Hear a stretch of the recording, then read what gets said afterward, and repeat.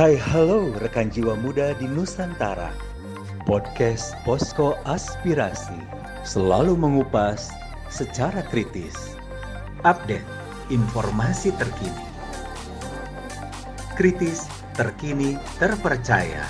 Hanya di Podcast Posko Aspirasi.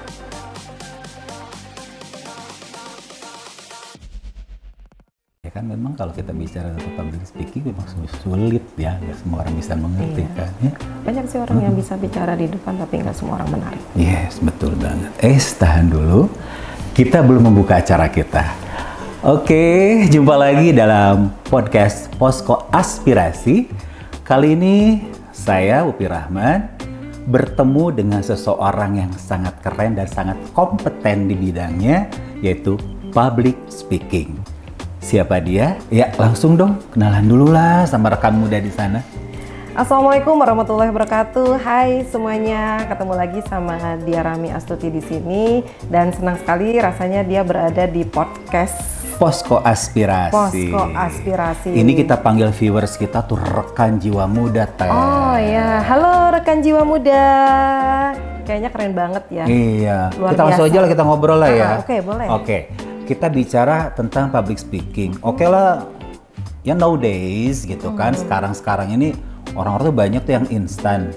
Mereka bikin blog lah, vlogger lah, apalah gitu kan bisa muncul by sudden menjadi salah satu bintang selebrita dadakan dengan tampilan konten yang kadang-kadang ajaib menurut dunia broadcast. Apa sih pendapat dari Teteh? Ya memang sih kalau sekarang ini kita lihat ya banyak banget orang-orang tuh yang terkenal secara instan. Mereka tidak mempersiapkan apalagi dengan adanya konten-konten media sosial sekarang gitu ya. Kayak misalnya katakanlah salah satunya ada TikTok gitu ya. Itu kan benar-benar tidak disaring ya, tidak disaring bagaimana cara mereka untuk menjadi terkenal gitu.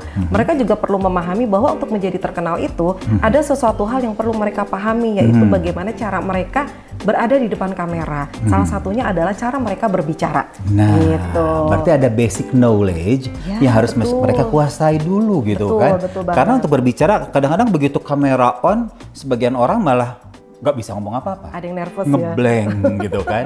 Nah, Betul, sekarang betul, kalau betul. bicara oke lah, kita bicara tentang mereka-mereka yang udah kadung terkenal, Betul. sudah lah menjadi ranah mereka ya. Sekarang kita lebih fokus kepada urusan kita sendiri. Betul. Bahwa public speaking itu dibilang perlu, santai aja. Tapi ternyata memang sangat diperlukan pada waktunya. Nah, menurut Teteh sendiri gimana sih? Jadi public speaking itu sekarang ini sudah menjadi kebutuhan semua orang. Bukan hanya dalam bidang-bidang untuk dunia broadcaster bukan ya. hanya bidang tertentu. Apalagi sekarang ini semua orang siapa sih yang nggak mau terkenal, Yes, gitu kan? betul. Semua orang ingin bicara, gitu. Terkadang kita melihat orang bicara kayak gini deh Kang. Akan sering melihat orang ya, itu semuanya bisa berbicara di depan umum. Semua bisa bicara di depan kamera. Tapi pertanyaannya, selalu menarik nggak sih orang yang bicara di depan? Nah, itu kan. Betul banget. Kadang ada orang yang bicara di depan itu kita kata e-nya itu kadang orang jadi gagal fokus kan ya. Ganggu banget betul gitu kan. banget. Gemes gitu Kayak kita gemes ya kita yang nonton. Terus juga ada orang bicara, ini orang ngomong apa sih? Kok kayaknya kok nggak nyambung banget gitu ya. Terus juga ada orang yang aduh kok kayaknya ini pembicaraannya nggak menarik deh gitu ya. Terus juga ada orang yang flat gitu kalau bicara Yes, gitu kan. betul banget. Nggak ada semangat gitu ya. Ketika Yeah. bicara kayak misalnya gini, Kang saya pengen pinjam uang. Itu kan kayaknya nggak ada semangat ya. Tapi kalau misalnya aduh Kang, saya pengen pinjam uang nih. Ekspresi.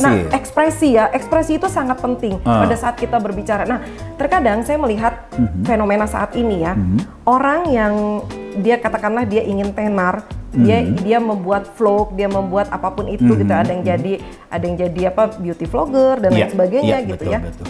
Mereka terkadang tidak mempersiapkan gitu, tidak mempersiapkan bagaimana sih cara mereka menyampaikan pesan di kamera itu, karena mereka itu kan dilihat banyak orang. Iya. Satu pesan yang mereka sampaikan itu berjuta orang yang menonton dan Betul. berjuta orang juga yang menerima pesan tersebut gitu. Nah, disinilah kenapa teknik-teknik dari public speaking itu perlu diketahui. Nah, itu penting banget. Betul banget. Dan satu lagi, jangan lupa teknik komunikasi, Kang. Nah, ini kalau bicara tentang teknik komunikasi dan basic knowledge yang tadi bilang tentang public speaking, khususnya di bidang dunia notaris, rekan jiwa muda di luar sana juga pasti punya pengalaman pribadi bahwa terkadang menjelaskan kepada klien Betul. tidak semudah yang dikira.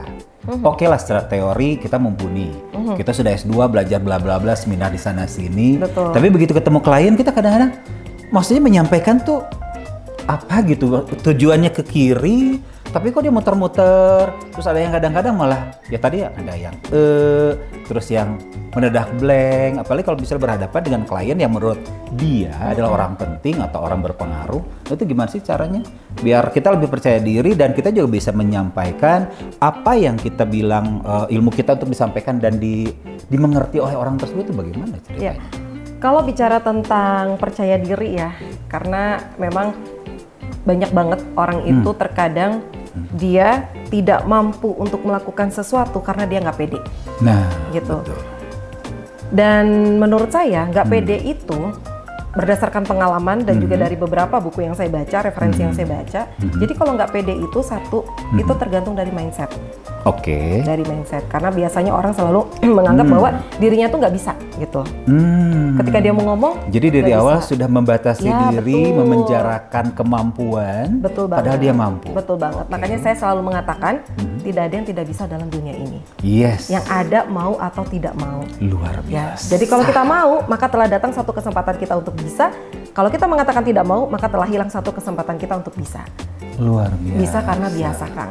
Oke, Jadi terus? bicara lagi tadi tentang misalnya ada notaris-notaris muda ya, yang dia dihadapkan dengan klien gitu kan. Yang pertama, dia perlu membangun rasa percaya dirinya diri dulu. dulu ya. Mindset dia perlu diubah gitu. Terus yang kedua, dia perlu memahami cara berkomunikasi yang baik itu seperti apa sih. Dia perlu mengetahui dulu latar belakang dari orang yang diajak berbicara. Oke. Gitu. Karena terkadang gini, kalau kita tidak paham pada siapa sih kita berbicara gitu ya, kita nggak tahu latar belakang orang itu gitu ya, biasanya kita akan terjebak dengan satu pemilihan kata gitu, pemilihan kata, dua sikap kita ya, tergantung dengan dari attitude kita gitu, terus bagaimana kita bersikap dengan dia. Kadang gini, kalau di dalam ilmu komunikasi itu kan ada budaya tingkat tinggi, ada budaya tingkat rendah. Apa itu maksudnya? Jadi kalau Teh? budaya tingkat tinggi itu ya, itu katakanlah misalnya seperti kita nih budaya-budaya orang Sunda gitu ya, yang senang untuk apa sih kalau berbicara itu tadi kan dipoles-poles, betul gitu ya, kita senang kita- berbahasa-basi, ya, basa-basi gitu kan diputar-mutar ya, karena itu dulu. memang bagian dari budaya yang dibangun gitu. Berbeda dengan orang di luar dari Sunda, katakanlah misalnya orang Sumatera gitu ya. Mereka memang yang lingkungan dan budayanya itu dibangun ya, mereka tidak penuh dengan basa-basi gitu. To the point ya. Ya, to the point. Jadi artinya di sini ketika kita menghadapi orang, kita lihat dulu siapa sih yang kita hadapi. Oke. Latar belakang budaya, terus juga latar belakang pendidikan. Ini Yes. penting. Iya. Karena pemilihan kata. Iya. Kalau kita berhadapan dengan orang yang katakanlah pendidikannya gitu ya, Biasa lebih saja, tinggi, ya yang oke. biasa saja, kita tidak bisa menggunakan bahasa dewa. Oke, Gitu. betul. Bahasa dewa itu istilahnya bahasa kata-kata gini. tinggi, istilah-ilah Betul, tinggi, betul. atau istilah-ilah asing. Betul. Memang kita kelihatan keren, gaya, tapi Gaya, mereka yang ada tapi bengong, nggak nyampe. nggak nyambung. Nah Iya. makanya kadang ada orang yang kok dia ngomong apa sih, nggak ngerti. Nah itu, jadi nggak nyambung tuh karena memang dia menggunakan bahasanya itu yang tidak dimengerti oleh orang. Oke. Jadi kayak misalnya kita bicara tentang verifikasi valid dengan orang-orang, mohon maaf gitu ya, maksudnya yang latar belakang pendidikannya itu Kurang sekali ya, lah ya, yang apa misalnya. sih namanya, ya misalnya tidak seperti tamatan kuliah gitu Iya. ya. Ya kan bahasa-bahasa itu sebaiknya diminimalisir lah gitu, Oke. tidak digunakan Siap. gitu ya. Oke. Beda halnya ketika kita bicara dengan orang yang dia pendidikannya Lebih lebih tinggi. tinggi gitu kan, bahasanya itu bisa dikemas dengan menggunakan bahasa dewa. Contohnya gini Kang, kita nggak akan ngerti bahasa kedokteran, Yes, betul ya kan? banget. Nah kalau dokter ngomong sama kita, bahasanya tuh bahasa kedokteran dengan istilah-istilah yang bejibun dan sebagainya, kita nggak akan ngerti sebagai orang awam. Apalagi campur bahasa Inggris atau bahasa Latin. Ya pokoknya, kan? Istilah-istilah biologi ya, yang gitu kita ya. juga Kayak tidak misalnya, mengerti. kalau kita kan tahu usus buntu gitu Iya. ya. Nah kalau bahasa kedokteran kan udah Appendix. beda lagi ya. Begitu dia bilang appendix, kita bingung. Padahal itu usus kan. buntu. Iya, betul banget Oke, gitu kan. iya. Nah itu seperti itu contohnya. Jadi ketika kita bicara dengan orang, kita tahu latar belakangnya, kita akan tahu bagaimana cara kita memilih kata. Istilahnya kata Oke. itu nanti akan bisa disederhanakan. Oke, Gitu. luar biasa. Jadi buat rekan jiwa muda di sana, tidak perlu lagi merasa sangsi ataupun rendah diri bahwa mempelajari public speaking tidak sesulit yang dikira. Yang pertama, mindset kita dulu. Mindsetnya perlu diubah, Ya. membiasakan diri, terus juga teknik komunikasinya, terus pemilihan juga bahasa, dan mengerti latar belakang Betul. klien yang datang kepada Betul kita. sekali. Waduh, ini nah sekarang kita bicara tentang mindset dan ya istilahnya membangun percaya diri. Betul. Bahwa kita ketahui bahwa untuk dasar dari public speaking kita berbicara tuh ada masalah intonasi, Betul. artikulasi, penekanan kata, pemenggalan kata. Nah ini memang kita harus belajar juga atau enggak sih Teh? Ya perlu dong Kang. Jadi istilahnya gini, walaupun kita hanya bicara ya, intonasi itu perlu. Oke. Walaupun kita hanya bicara, gitu. Istilahnya gini, ketika kita memahami tentang intonasi ya, ketika kita memahami intonasi, kita akan tahu, Yeah. gitu ya. Orang juga akan lebih menarik.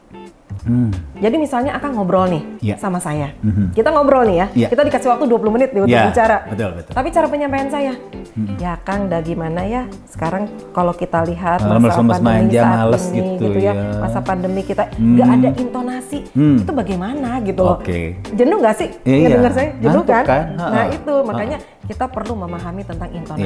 Iya. Nah intonasi itu juga nanti akan berpengaruh pada bagaimana cara kita memahami ritmenya nanti.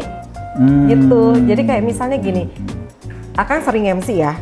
Ketika MC formal dengan informal itu pasti beda dong. Beda banget. Beda banget kan? Iya, Intonasinya sudah berbeda. Yes. Ketika kita jadi penyiar radio, terus kita disuruh baca berita sebagai Yes. news anchor, itu beda kan? Beda banget. Beda banget. Ketika kita ngobrol begini, itu beda kan? Yes. Nah, ketika kita memahami intonasi, kita akan tahu bagaimana di mana letak perbedaan-perbedaan sehingga nanti akan menjadi menarik pada saat kita berbicara. Wih, luar Gitu. biasa. Ini kan kalau notaris tuh pasti berbicara dalam artian di depan umum itu bukan suatu lagi hal yang biasa, apa yang baru gitu. Betul Maaf ya, bukan sekali. biasa. Maksudnya suatu yang baru. Karena terkadang kita walaupun bukan jadi MC atau bukan sebagai news anchor, tapi kita akan membaca akte. Kita membaca akte di hadapan klien kita dan kadang-kadang klien juga apa sih yang diomongin, apa sih yang dibaca? Banyak yang bertanya, apakah memang artikulasi kita juga harus sebelum baca akte? Kan kalau misalnya saya ini kan mau MC, saya belajar A, I, U, E, O, teriak-teriak Betul, dulu betul, gitu kan. betul, Maksudnya biar pita suara panas, Betul kita sekali. juga tidak keseleo gitu Iya, kan iya. ngomong. Nah apakah untuk baca akte ini juga memang harus seperti itu juga nggak sih Teh? Iya betul banget kan. Harus ya. Harus banget. Karena yang namanya artikulasi, bagaimana pelafalan huruf, konsonan, vokal itu perlu banget untuk seorang notaris. Jangan sampai nanti penerimaan, apalagi kan dibacakan ya. Apalagi ketika penerimaannya nanti takutnya berbeda. Yes. Kayak kita misalnya kumur-kumur gitu kan, Yeah, kumur-kumur ya yeah. ngomongnya misalnya baik akan membacakan terlebih dahulu. Nah, Kan nggak enak ya. betul, Berarti kita betul. bicaranya baik akan saya bacakan terlebih dahulu. Nah, itu kan ada intonasi, ada Ya, artikulasi gitu kan. penekanan juga Penekanannya ada. juga ada gitu. Jadi orang Iya. yang mendengarkannya tuh menjadi enak gitu. Yes. Ya. Malah betah kayaknya ya. Betah, Walaupun jadi- akte dibacakan 100 lembar, nggak ngantuk, nggak Nggak malas. ngantuk, Malah yang betul. ada ditungguin lagi babak Ya, selanjutnya ya. Dan satu lagi memang dibutuhkan bagaimana kita mengeluarkan power. Power ini maksudnya gimana? Jadi gini, kalau bicara ya, Ya, ya. kalau bicara, jadi kayak sekarang saya bicara nih ya Hmm. kepada Audiens, rekan jiwa muda ya. Halo rekan jiwa muda gitu ya. Ketika kita bicara dengan semangat, itu power kita akan keluar. Iya. Jadi power itu nanti akan berkorelasi dengan semangat kita gitu. Dan biasanya nyampe ke audiens, dan mereka juga ikut semangat, Betul. ngantuk hilang. Iya. Otomatis perhatian juga tertuju kepada kita full kan? Betul. Nah, Nah oke. sekarang kalau kita bacakan apa namanya notaris itu membacakan isi gitu ya kepada kliennya, terus dia bacanya misalnya contohnya baik pada hari ini tanggal sekian ini itu kan nggak enak banget kan? Iya. Ya. Tapi Ya. kalau dia ada powernya gitu kan, dia membacakannya dengan intonasi yang enak gitu juga, terus juga dengan artikulasi yang jelas, itu kan penerimaan juga pasti akan berbeda. Ini kan ada sebagian pertanyaan dari rekan jiwa muda di sana. Kalau misal ketemu saya nih ya, Pi, lu sih enak, lu percaya diri katanya, udah biasa ngomong katanya. Suara lu nggak cempreng, siapa bilang? Saya bilang gitu kan. Karena kalau kita nggak latihan juga suara kita nggak bisa bulat. Betul. Nah, ada teknik tersendiri nggak sih dari Teteh bisa di-share buat rekan jiwa muda di sana? Biar suaranya tuh bulat, nggak ada cempreng, enak gitu loh. Pokoknya kita dengernya dari ujung ke ujung tuh, nyaman banget. Gitu. Kang Api denger saya suaranya cempreng atau gimana? Enak aja didengarnya. Ya kadang-kadang Aslinya suara saya itu cempreng loh. Serius. Serius. Walaupun kadang-kadang cempreng itu bisa dijual seperti Nikta Gina kan. Betul. Tapi aslinya cemprengnya bisa hilang gimana nih ceritanya? Jadi, melatihnya gimana? Coba sekarang dengar. Mohon perhatian. Nah, ya, bulat kan? Bulat kan? Sama saya bicara, Kang, hayu kita main. Beda kan? Beda banget. Nah, jauh banget. Jadi rekan jiwa ya? Rekan jiwa muda ya. Jadi rekan jiwa muda, ketika kita mau suara kita itu menjadi bulat, itu ada teknik yang perlu diperhatikan. Jadi saya selalu melakukan yang namanya humming diafragma. Oke. Jadi kita setiap habis subuh ya, habis subuh itu tarik nafas, terus disimpan di perut. Diafragma atau di perut? Di perut. Okay. Jadi kalau ibu-ibu itu pasti taau bagaimana caranya kalau senam. Oh, harus ibu-ibu dulu ya, rekan jiwa muda. Kayaknya harus belajar sama ibu-ibu nih, kebetulan. Terus. Ya, sama ibu-ibunya ya. Jadi gini. Seru nih. Jadi ditahan gitu ya. Si perut itu ditahan. Tarik ke dalam. Tarik ke dalam gitu ditahan. Nanti keluarnya dari sini. Oh, okay. Jadi A itu bukan A, tapi A. Jadi ketika bilang pemirsa itu bukan pemirsa, tapi pemirsa.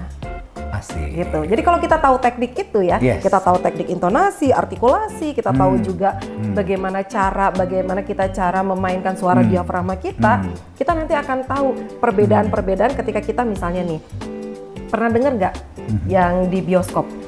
Ya, panggilan untuk masuk. Kan? Ya. Nah, kalau kita tahu nanti bunyinya itu akan begini. Pintu teater 1 telah dibuka bagi Anda yang telah memiliki karcis. Ya. Silahkan balik lagi. Oke. Atau kalau ke bank ya. Iya. Nomor antrian A103. Silahkan balik lagi. Iya. Nah, itu teknik. Jadi artinya ya, rekan jiwa muda, siapapun yang memiliki suara cempreng itu sebenarnya kalau mau diolah itu bisa saja itu berubah. bisa. Oke, kalau saya dulu diajarin sama guru saya sendiri. Jadi gini katanya, Pi, kalau kamu pengen suaranya bulat, artikulasinya bagus, ikutin voice over yang ada di TV-TV. Betul. Jadi aku latihannya, jadi kalau misalnya mau nge-MC atau apapun, aku teriak-teriak aja sendiri gitu kan. Kayak misalnya dari Kebon Jeruk, Jakarta. Aku ulang-ulang terus itu. Sampai akhirnya kita terlatih ngomongnya begini. Cuman terkadang itu kan dibawa dalam kehidupan sehari-hari. Orang tuh suka bilang, lu tuh kayaknya fake deh jadi orang katanya. Kok ngomongnya begitu sih? Kita aja ngomongnya biasa gitu. Karena udah terbiasa. Nah, itu sebetulnya gimana sih cara karena memang ada yang karakter suaranya udah begini atau hasil latihan itu gimana sih biar maksudnya orang tuh tahu bahwa itu ya memang karakternya demikian, itu nyaman-nyaman aja gitu. Ya kalau misalnya Kang Api nyaman, nggak usah didengerin. Santai aja karena ya. memang itu sudah menjadi karakter suara. Karena karakter suara orang itu memang beda-beda gitu. Ada yang dia dianugerahi karakter suara seperti Kang Api ini, karakter suaranya itu sudah luar biasa. Jadi tidak perlu latihan keras seperti saya yang memiliki suara cempreng gitu ya. Kan harus latihan keras gitu. Harus latihan keras bagaimana sih supaya saya itu bisa suaranya tuh bulat gitu. Supaya saya suara diafragmanya tuh main gitu. Jadi perlu, makanya itu tadi setiap habis subuh gitu. Nah itu bisa dilatih kok oleh semuanya. Aduh keren banget. Jadi ya kalau misalnya rekan jiwa muda di sana, please gak usah lagi rendah diri, gak usah lagi merasa takut-takut atau apapun. Bahwa semua bisa dilatih, semua bisa dipelajari asal kita mau. Ya, karena tidak ada yang istilahnya tidak ada dan tidak mungkin di dunia ini kalau kitanya tidak berusaha. Betul nggak sih? Betul nah banget. sekarang kita bicara lagi tentang, oke lah kita udah baca akte, sudah. Cara kita ya mengimprove diri kita sendiri, skill kita harus ditambah, sudah. Betul. Ada tambahan lain nggak sih? Tipsnya gitu atau trik-triknya untuk buat kita tuh, oke lah, biar confidence kita tuh lebih nyaman lagi gitu, apa sih yang mesti dipelajari oleh seorang notaris? Bahwa selain kita harus bisa ya menjaga penampilan juga, perhatikan bahwa semuanya harus dilatih, semua harus dipelajari. Ada yang lain nggak? Ya intinya sih kita mau latihan, kita mau belajar, terus juga mempersiapkan diri, mempersiapkan materi, gitu. Jadi ketika kita mau apapun itu gitu ya bentuknya, mau kita mau membacakan atau misalnya kita mau presentasi atau kita mau MC dan lain sebagainya, tetap kita harus mempersiapkan diri kita. Karena memang maaf ya Teh, kalau ini kan nyambung ya kaitannya dengan hal yang barusan. Bahwa terkadang notaris itu datang ke suatu tempat untuk membacakan akte atau kadang-kadang untuk presentasi. Berarti mau nggak mau dia harus berdiri di depan orang yang terkadang di hadapan para pemegang saham lah atau dewan direksi lah, berikut dengan dewan komisaris dan sebagainya yang tentunya memiliki latar belakang yang tidak biasa. Betul. Apa yang harus dipersiapkan bisa kalau untuk begitu tuh? Yang dipersiapkan itu pertama dia perlu tahu dulu klien yang datang itu siapa. Latar belakangnya bagaimana.